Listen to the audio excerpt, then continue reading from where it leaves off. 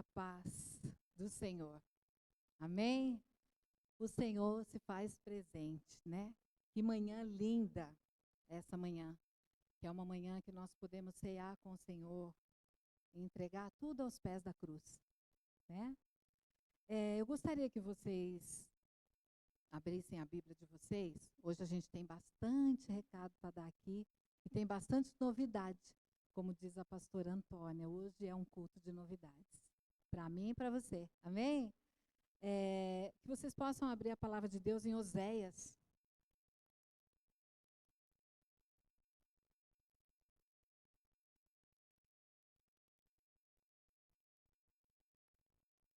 Obrigada, Deus, por essa manhã.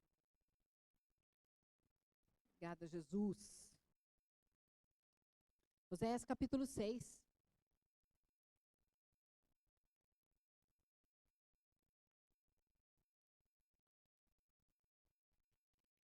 Oséias capítulo 6. Eu quero ler a partir do último versículo do capítulo 5, que deve estar junto aí com a sua Bíblia, que é o versículo 15. E de lá nós vamos continuar aqui. Todo mundo achou? Amém? Amém. Aqui diz no versículo 15 do capítulo 5: Irei e voltarei para o meu lugar, até que se reconheçam culpados e busquem a minha face. Estando eles angustiados, cedo me buscarão, dizendo: Vinde e tornemos para o Senhor, porque ele nos despedaçou e nos sarará, fez a ferida e a ligará. Depois de 2 dias nos revigorará, e ao terceiro dia nos levantará, e viveremos diante dele. Conhecemos e prosseguimos a conhecer ao Senhor, como a alva, e a sua vinda é certa, e ele descerá sobre nós, como a chuva, uma chuva serodia que rega a terra. Que te farei, ó Efraim? Que te farei, ó Judá? Porque o vosso amor é como nuvem da manhã e como orvalho da madrugada, que cedo passa. Por isso os abati por meio dos profetas, pela palavra da minha boca os matei, e os meus juízos sairão como a luz. Pois misericórdia eu quero e não sacrifício, e o conhecimento de Deus mais do que o holocausto. Mas eles transgrediram a aliança como Adão. Eles se portaram alevosamente contra mim. Gileade é a cidade dos que praticam injustiça. Falem comigo, igreja, injustiça. Mais uma vez, igreja, injustiça. Manchada de sangue. Como hordas de salteadores que espreitam alguém, assim é a companhia dos sacerdotes, pois matam no caminho para Siquém e praticam a abominação. Veja uma coisa horrenda na casa de Israel. Ali está a prostituição de Efraim. Israel está contaminado. Também tu, ó Judá, serás ceifados. Até aqui. Deus, nós cremos na sua palavra, Pai. Nós cremos no seu maná, que mais uma vez tem sido derramado sobre esta casa e sobre esta igreja. Tudo aquilo, Pai, que o Senhor quer nos trazer hoje, nessa manhã, Deus, é para nos ajustar. É para que nós venhamos, Deus, entender o real perdão. É para que nós, Pai, como filhos do Senhor, venhamos, Senhor, entender que nada podemos fazer se não estivermos debaixo da tua vontade e do teu querer. Obrigada por esta manhã, Deus. Obrigada por todos os louvores. Obrigada pela manifestação do teu Santo Espírito na abertura do nosso culto hoje, Deus. Obrigada, Senhor. Eu louvo e engrandeço teu nome, Pai, que eu possa transmitir pela minha boca tudo aquilo que agrada ao teu coração, Deus. Em nome de Jesus. Amém e amém. Pode se assentar, igreja, amém? Esse livro, o livro de Oséias, igreja, eu fiz um resuminho aqui, é um livro que fala sobre a amorosa busca dos infiéis. Deus sempre está em busca dos infiéis. Deus veio realmente para os pecadores. Oséias proferiu as suas mensagens de advertência no Reino do Norte, pouco antes dos seus habitantes serem levados para o exílio. Inteirinho, o livro de Oséias, desde o capítulo 1, é uma obediência à palavra de Deus. Todo o capítulo fala da longanimidade de Deus, fala da corrupção de Israel, fala da prostituição de Israel diante das idolatrias. Tudo tem aqui no livro de Oséias. Israel estava fazendo alianças insensatas nessa época. Israel estava fazendo aliança com a Síria e com o Egito, adorando e praticando a prostituição da idolatria. Foi esse tempo que Oséias vem aqui com esse capítulo abençoado e maravilhoso. Na minha Bíblia, que eu marquei aqui, porque eu gostei quando o pastor Estevão fala, né, da Bíblia que ele está lendo, a minha Bíblia é a Almeida Revista Atualizada. Cada vez que a gente vem, a gente traz, às vezes, uma Bíblia diferente. Hoje eu estou falando nessa linguagem aqui, Almeida Revista Atualizada. E aqui nesse capítulo aqui, ele fala sobre uma conversão insincera que esse povo estava vivendo nessa época. Uma conversão insincera. Os nossos dias têm sido dias cada vez mais difíceis. Está muito difícil encontrar uma pessoa hoje que demonstra sinceridade, do seu coração mesmo.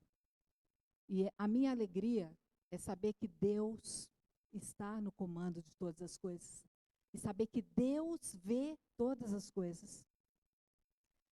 A palavra de Deus diz, no versículo 1, sobre um arrependimento que aquele povo teve. Mas aquele arrependimento que o povo teve foi um arrependimento superficial. Totalmente superficial. Acompanhem comigo do versículo 1 ao versículo 3, quando diz assim: Vinde e tornemos para o Senhor, porque Ele nos despedaçou e nos sarará. Ele fez a ferida e Ele ligará. Depois de 2 dias nos revigorará e ao 3º dia nos levantará e viveremos diante dEle. Conhecemos e prosseguimos em conhecer o Senhor como alva, e a sua vida é certa, e Ele descerá sobre nós como chuva ser o dia que rega a terra. Aqui, na verdade, havia um arrependimento superficial. Deus esperava desse povo uma genuína conversão. Genuína conversão. E eu me peguei sobre essa palavra, porque eu falei, Deus, quantas são as vezes que eu falo que a minha conversão é genuína? Muitas vezes. Porque a gente bebia, não bebe mais. Porque a gente se vestia com outros tipos de roupa, não se vestimos mais. Porque a gente fazia alguma coisa que desagradava a Deus, e hoje nós não fazemos mais. E eu me sentia no direito de falar, a minha conversão é genuína. Quando essa palavra começou a entrar sobre o meu coração, eu fui buscar a realidade da conversão genuína. Eu quero deixar para vocês aqui algumas coisas que envolvem a nossa conversão genuína. Todos nós somos convertidos no Senhor. Mas quando se trata da palavra genuína, nós temos que tomar um pouquinho só de cuidado. Esse povo não estava fazendo nada que agradava a Deus. Eles estavam ali tentando buscar, na verdade, as coisas que não eram do Senhor. E o Senhor queria o que deles ali? O coração deles. Mas eles não queriam. Foi o melhor momento que Israel viveu financeiramente, foi nessa época. Mas eles estavam totalmente afastados de Deus. Totalmente afastados de Deus. Eles queriam se livrar das consequências do pecado, mas eles não queriam se livrar do pecado. Era bom o pecado deles. Eles não queriam se livrar do pecado. Eles queriam respostas imediatas, sem se aprofundar numa vida que verdadeiramente eu e vocês que estão aqui precisamos ter. Profundidade nas coisas de Deus. Quando nós temos profundidade das coisas de Deus, o Espírito vai nos conduzindo. O Espírito fala, até ali você foi, daqui para lá você não vai mais. Porque é o Espírito que usa. Quando a gente fala de uma conversão genuína, que era essa que Deus queria deste povo na época, de Oséias capítulo 6, ele refere-se a uma mudança profunda, autêntica na vida de uma pessoa. Tem que ser profunda, mas também tem que ser autêntica. Porque nós somos conhecidos aí fora como? Como aquilo que nós mostramos que somos.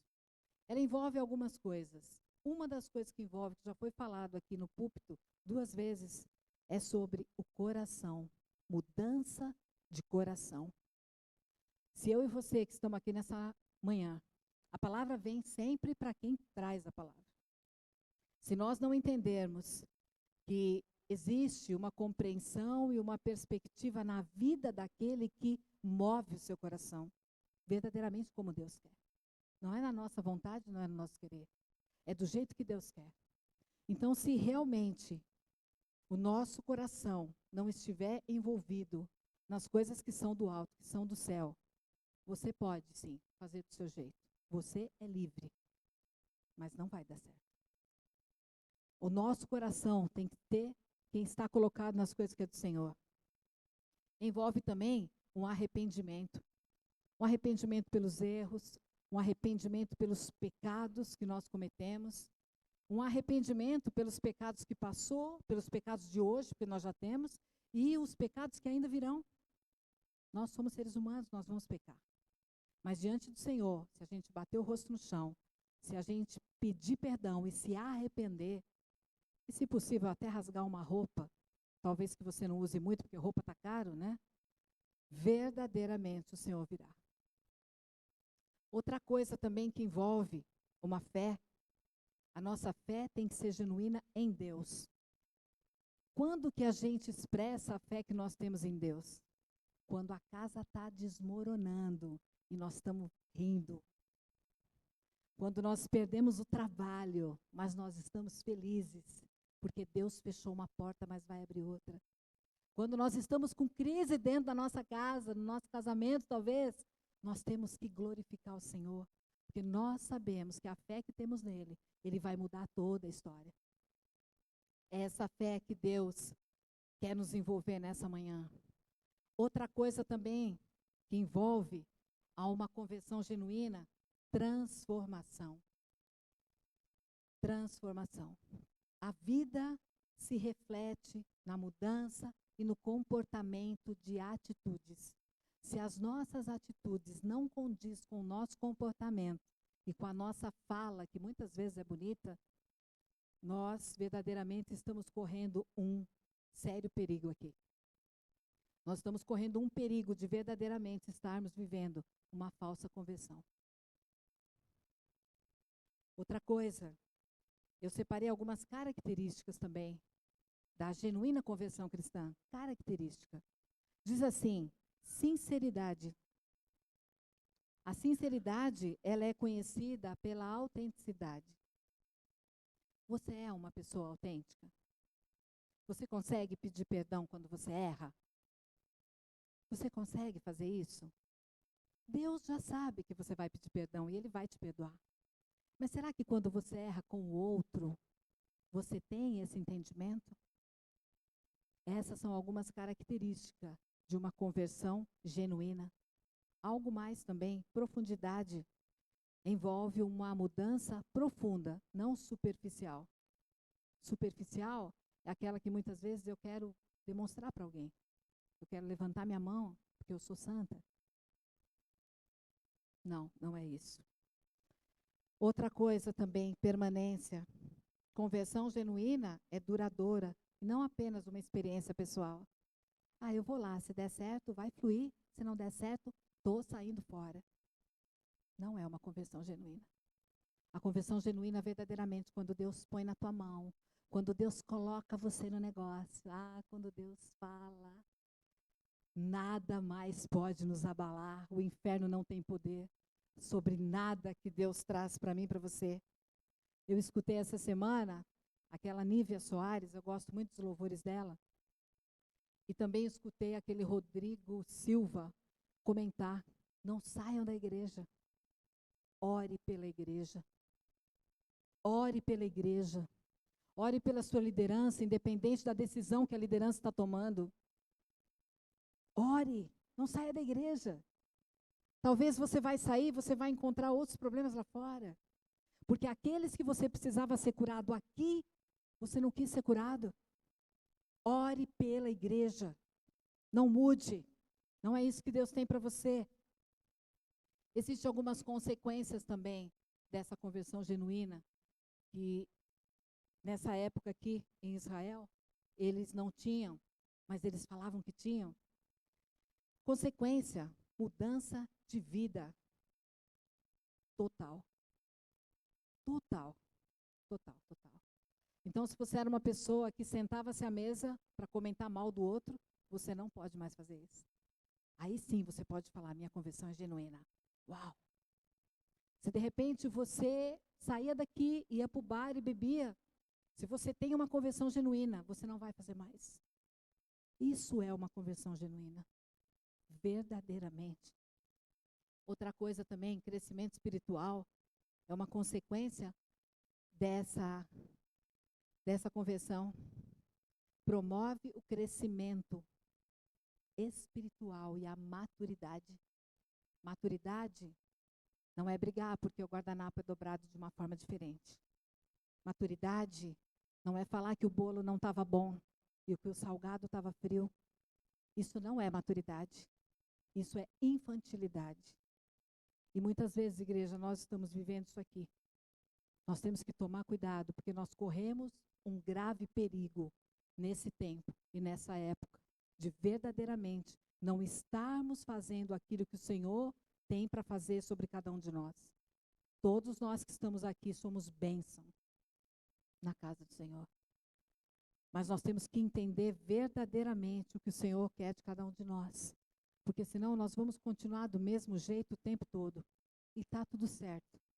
Porque Deus trabalha na vida de cada um. E existe um processo na nossa conversão. Existe um processo. A palavra genuína que tem algumas características que talvez, eu não sei vocês, porque a palavra falou primeiro comigo. Eu falei, Deus, o que o Senhor está falando é real. A partir de hoje, eu vou falar assim, que eu tenho uma conversão no Senhor. Como o pastor Paulo disse ontem lá no batismo, eu tenho o Espírito Santo. Ah, mas você fala em línguas? Ah, eu tenho o Espírito Santo.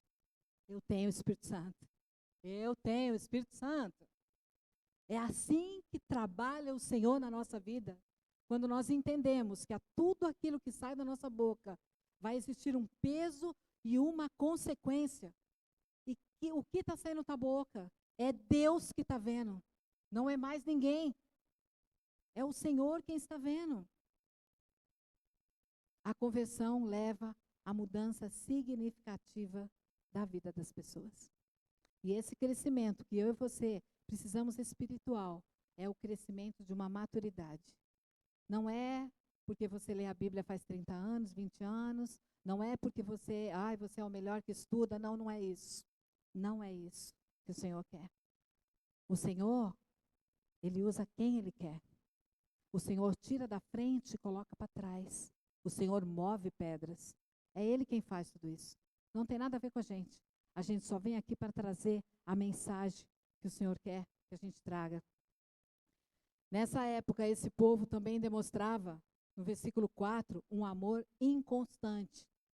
Deus sondou ali o coração do povo e viu que as palavras e os atos deles não eram sinceros. Nenhum ato deles era sincero. Ele não quer o nosso relacionamento com Ele com palavras bonitas. Não é isso. É a simplicidade das coisas de Deus que o Senhor quer de cada um de nós nessa manhã. Havia também no versículo 6, não havia conexão ali. Se vocês reparar o versículo 6, diz assim, pois misericórdia eu quero. A gente quer a misericórdia de Deus. No versículo 6 fala, e não sacrifício. E o conhecimento de Deus mais do que o holocausto. Não havia conexão entre o culto e a vida de Israel. Não havia conexão nenhuma. Nenhuma. Deus não quer o nosso relacionamento com Ele como rituais vazios. Não é isso que Deus quer de nós. Deus quer de nós verdadeiramente a santidade que Ele busca. Só que eu vou falar algo para vocês. A santidade vai custar um preço. Vai ter dor, vai ter choro. Muitas vezes você vai se ver sozinha. E tudo isso faz parte daquilo que Deus quer. Sabe por quê? Deus está te levando para um outro nível. E ninguém entende o nível do outro. Mas todo mundo quer fazer diferente naquilo que o outro está fazendo. Isso não é de Deus, igreja. Nós temos que nos posicionar verdadeiramente para as coisas que são do Senhor. No versículo 6, o culto era totalmente fingido. No versículo 7, houve ali uma quebra de aliança. No próprio versículo fala, mas eles transgrediram a aliança com Adão. Eles se portaram alevosamente contra mim. Aliança quebrada. Israel quebrou a aliança com Deus. Foi atrás de outros deuses. Foi atrás de se prostituir com toda idolatria que tinha naquela época. Era isso que Israel estava fazendo. Abandonar a Deus e viver na prática do pecado. Ah, mas o meu pecado é tão pequenininho, né? Viver na prática do pecado é infidelidade e é traição. Sabe a quem? Não é a mim, é a você, é a Deus. E nós temos que nos policiar, porque muitas vezes estamos traindo a Deus, quando da nossa boca saem coisas que Deus não aprovaria. Outra coisa, versículo 8, versículo 9, fala também sobre violência. Eu marquei aqui que quando a liderança política, tudo isso que nós estamos vendo aí fora, quando existe uma liderança política e religiosa de uma nação que perde totalmente a referência de quem é Deus, nós estamos correndo um grande risco da nação, infelizmente, desabar. Nós estamos aqui como um compromisso nessa manhã, eu e você. E o nosso compromisso nessa manhã é verdadeiramente nós fazermos as coisas que o Senhor quer que a gente faça. Não é a minha performance, não é o meu melhor falar, não é a minha melhor oração, não é. Louvado seja Deus pela tua vida, igreja. Louvado seja Deus pela tua vida. Mas não é essa performance. Não é. Eles estavam trocando a piedade de Deus pela religiosidade. E não é isso que Deus quer. Deus quer que verdadeiramente nós venhamos entender uns aos outros. Deus não quer aqui em nós um amor inconstante. Lá em Tiago 1, versículo 6 ao 8 diz: peça com fé, não duvidando de nada, porque aquele que duvida é semelhante à onda do mar, que é levada pelo vento e lançada de uma parte para outra, ou de um lado para o outro, dependendo da sua tradução. Nós não podemos ter essa inconstância. Hoje nós queremos, mas amanhã eu não quero mais. Hoje eu estou na frente, mas amanhã não quero mais. Não. A nossa vida com Deus tem que ter constância. Irmão, você está com batalha? Vamos orar. Vamos jejuar. Vamos orar junto. É isso que nós precisamos fazer para que a nossa igreja, não só a nossa, como todas as igrejas que nós estamos vendo aí fora, são igrejas grandes hoje que têm caído. Nós precisamos de um povo que se coloque verdadeiramente em oração, que chore pela sua igreja, que chore pela sua liderança, que chore pelo seu pastor, que chore pelo outro ministério. Não pessoas que vão, eu faria melhor. Faz então no teu. Amém? Faz no teu. É assim que funcionam as coisas com Deus. Mas nós que estamos inseridos hoje nessa arca, aqui é uma grande arca hoje de Noé. Amém? Eu escutei também a Nívia Soares falar que na arca de Noé tem um monte de bicho diferente, né? Mas que todos eles puderam conviver juntos. É assim que eu e você temos que ser quando temos verdadeiramente uma conversão genuína. Eu acredito que Deus tem muito mais para mim e para vocês. Não é por tanto falar, igreja. Não é por tanto falar, por tanto falar, por tanto falar. Provérbios 10, 19 diz: quando há muitas palavras, não faltam transgressões. Salomão escreveu isso. mas o que refreia os seus lábios é prudente. Não fale mal do outro. Ore pelo outro. Não fale mal. Ore pelo outro, abraça o outro. Fala, vamos junto. Talvez não está dando certo aqui, mas vai dar ali. Ore pelo outro. É assim que Deus fala para mim e para você nessa manhã. Não vou me prolongar muito, teria até mais coisa aqui para falar para vocês da palavra de Deus. Mas deixa eu falar algo aqui para vocês.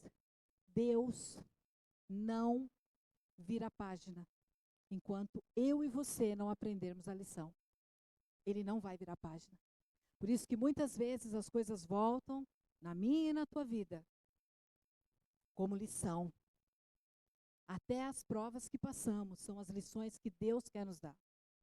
Deus não vai virar a página. Ele só vai virar a página quando eu e você aprendermos a lição. Amém, igreja? Essa foi a mensagem que Deus colocou no meu coração. E, com certeza, a pessoa que mais recebeu tudo isso aqui fui eu. Terei alguns cuidados, sim. Muitos cuidados. Porque o Senhor está fazendo. O Senhor está agindo e o Senhor está movendo. E não é por causa que irmão está ferindo irmão. Não é isso. Não é isso. É Deus quem está trabalhando. Então, ore. Ore. Não mude de igreja. Ore pela igreja. Ore pelas pessoas que estão saindo.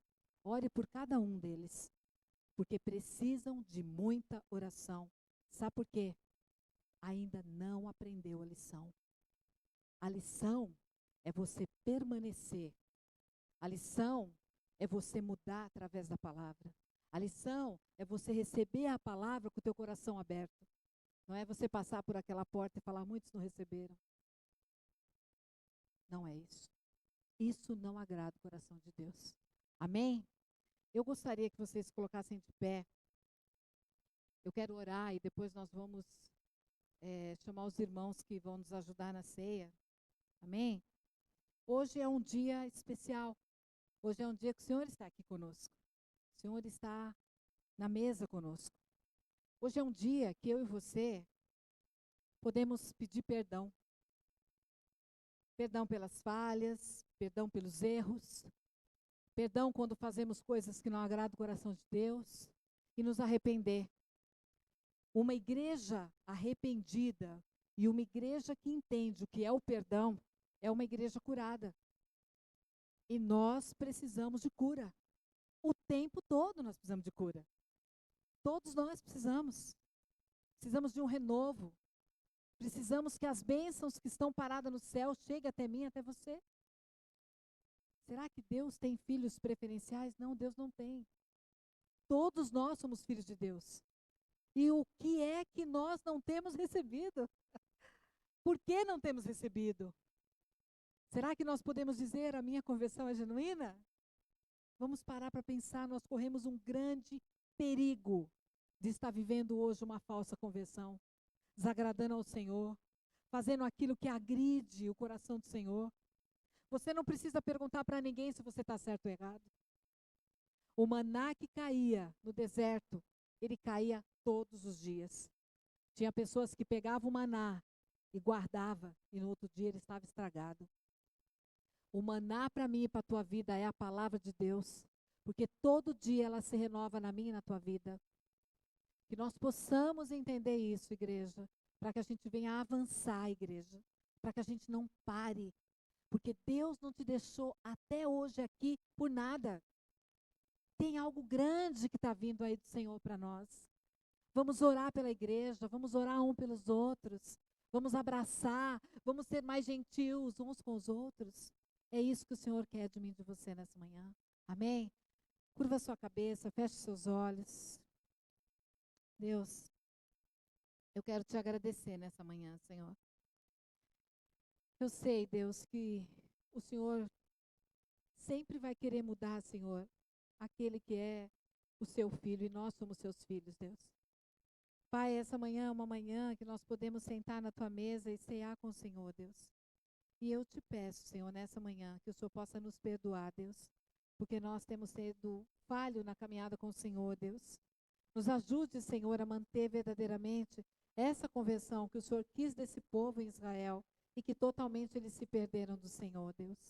Guarda, Senhor, a nossa vida, guarda o nosso coração, guarda a nossa fala, Deus, para que nós não venhamos pecar diante do Senhor, Deus. Nos guarda, Deus. Obrigada pela tua presença nessa manhã.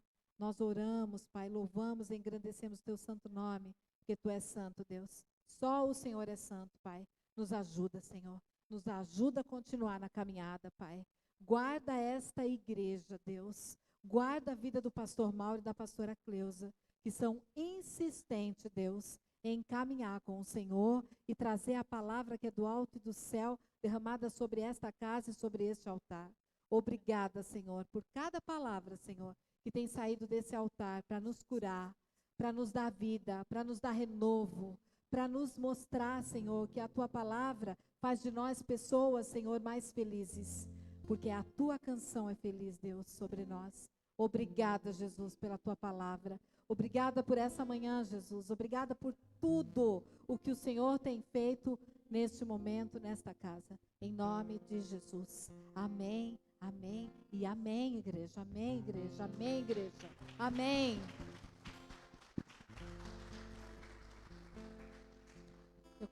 Pode se assentar, igreja.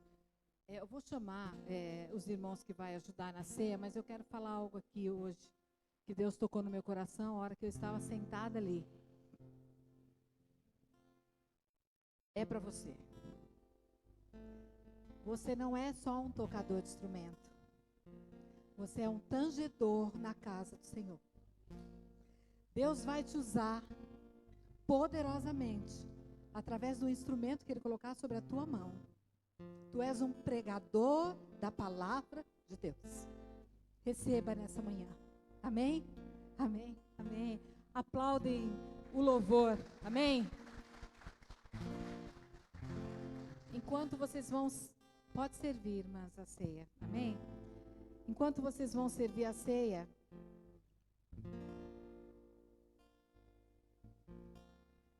Tudo que acontece na ceia do Senhor tem um significado muito grande diante da palavra de Deus.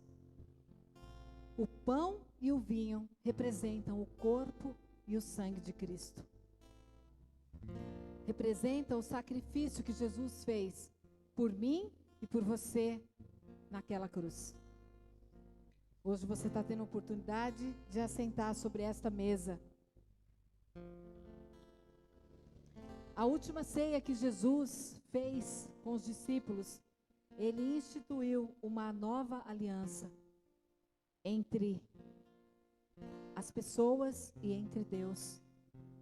Naquele momento que Ele estava dividindo o pão e servindo o vinho. Jesus nunca fez acepção de pessoas. Nós fazemos, mas Ele nunca fez. Então não fique de fora da ceia, você pode estar ceando aí. Toda a humanidade e toda a humildade de Deus nos selou com Ele naquela cruz. Amém?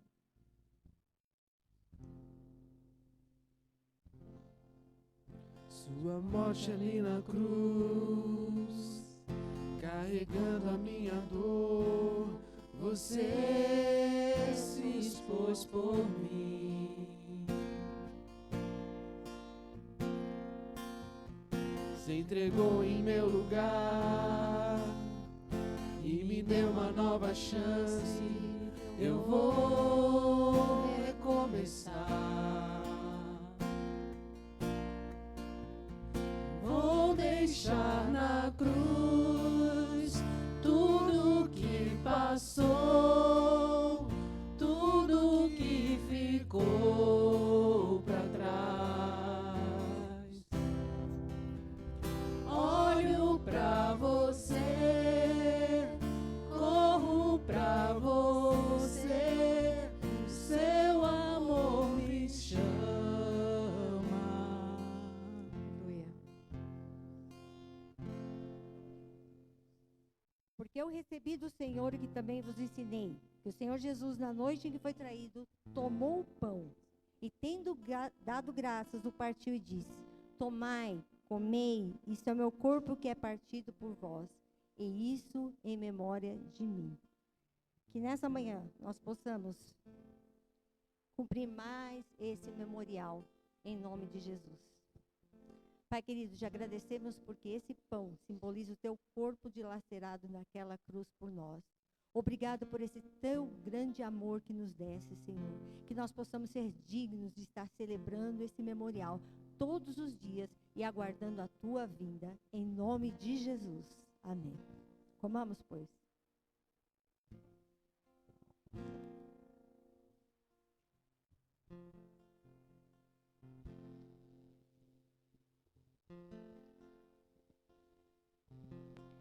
Semelhantemente, depois de cear, tomou o cálice, dizendo: este cálice é o novo testamento no meu sangue. Fazei isso todas as vezes que beberdes, em memória de mim.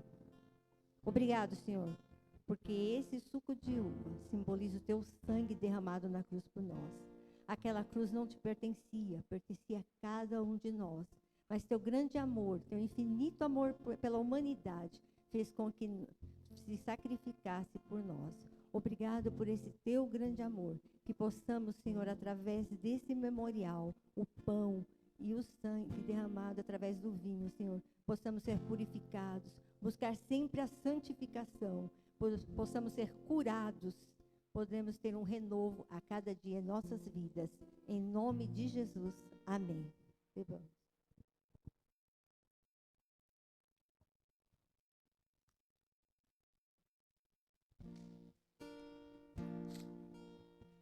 Sua morte ali na cruz, carregando a minha dor, você se expôs por mim.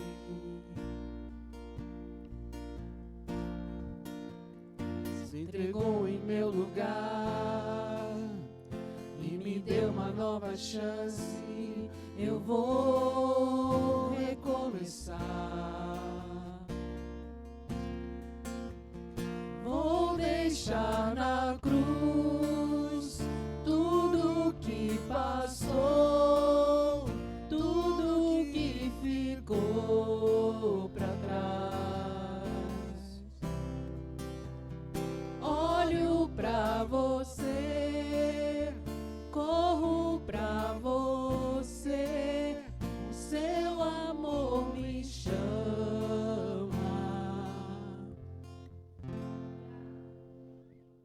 Senhor, igreja. Amém. Amém. Amém. Nós vamos ofertar e vamos dizimar na